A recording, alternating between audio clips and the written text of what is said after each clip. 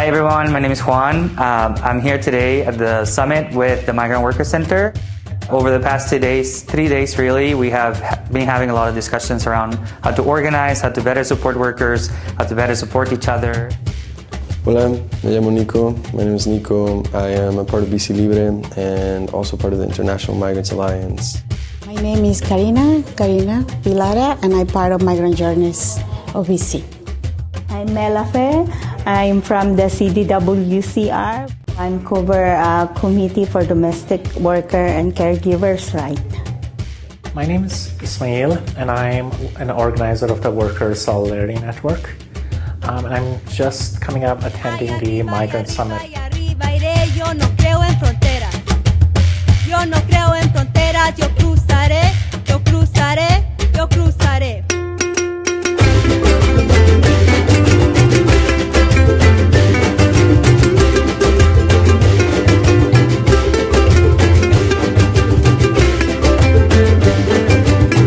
One of the key points and conversations that we have had has been around xenophobia and racism. It's not a surprise for anyone that now there's an anti-immigrant rhetoric, specifically about temporary foreign workers. And one of the main topics that we discussed today is how to address and fight that narrative. And the best way to do it really is by continuing to empower workers, work together with them, avoid patronizing vocabulary, avoid any form of clientelism towards workers, and just work in community. I mean, racism is being in a state of a constant all-out assault. We constantly hear messaging from the media, right-wing messaging from other people intended to sow division. You're a migrant, you're a foreign worker, and you're taking jobs from Canadians. Or you're Muslim, you can't assimilate, you're an invader here, and that is very, very hard. But being here reminded me that that's not all we are, that we have our humanity, and it's in our communities that this humanity gets reaffirmed.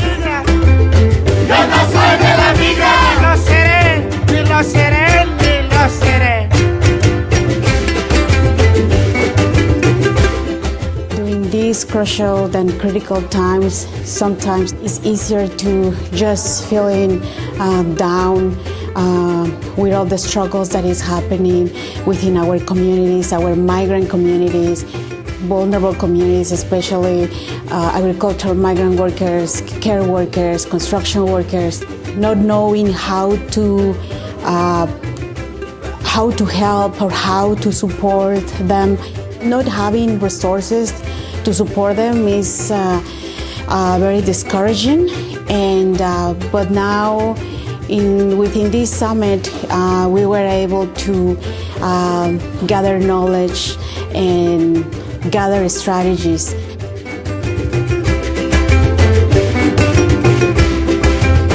Allá arriba, iré, yo no soy marinero. Yo no soy marinero. The times we are in are tough. As migrants, we are targets of scapegoating by governments and corporations that are unable to give their workers and their citizens the rights and services that they deserve. It is saddening to see unions put out anti-migrant statements. It is saddening to see the BC Premier putting anti-migrant sentiments. It is saddening to see this be commonplace around this nation state. And I hope that we can find this common ground like we did today, not only as migrants, but as workers, as people on these lands, and find ways to find justice for all of us, because, believe it or not, our struggles are interconnected. My dream is to become just like to have a status for all. That's one. That's one of our demands as a caregiver, and then remove all the backlogs.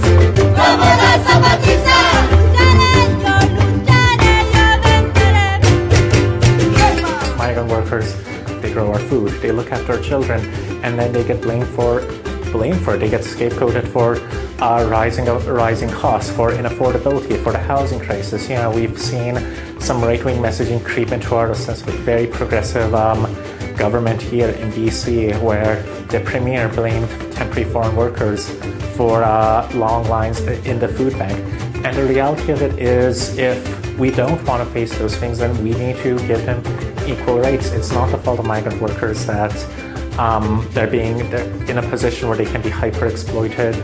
If you want everyone to be able to have higher wages, then we need to regularize all migrants, and then we don't have a hyper-exploitable group of people who face so much vulnerability and have to work for so low wages. Protecting migrant rights protects all of us at the end of the day. Justice is for everyone. We will keep fighting. Yeah.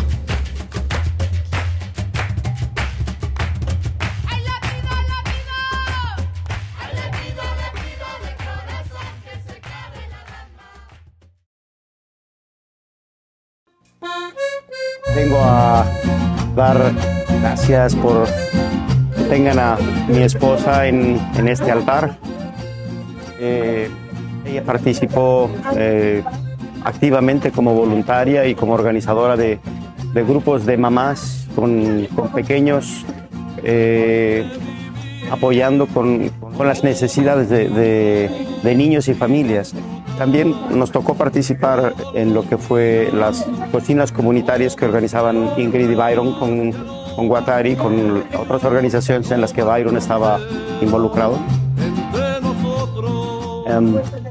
Desgraciadamente ella se fue el 23 de abril de este año y agradezco que se le reconozca estas actividades en las que ella participó. Vivo, políticamente vivo, no has muerto, camarada, tu muerte será vengada. ¿Por quién? Por el pueblo organizado. Okay. Por eso, lucha, lucha, lucha, no dejes de luchar por un gobierno obrero, campesino y popular. That's good.